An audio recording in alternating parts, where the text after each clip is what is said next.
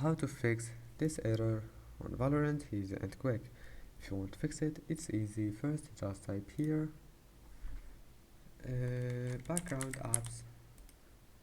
Now make sure to disable all those background apps just by turning off the first option, and after that type here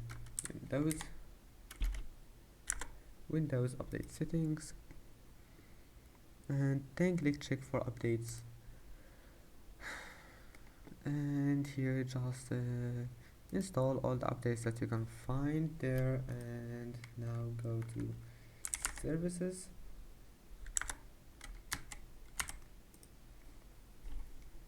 scroll down, and here's it, VGC. Right click on VGC and then click properties, and this one you will find it like that, startup type, you will find it manual, make it automatic, apply and OK, and restart your PC, and that's it. Don't forget to like, and see you in the next video.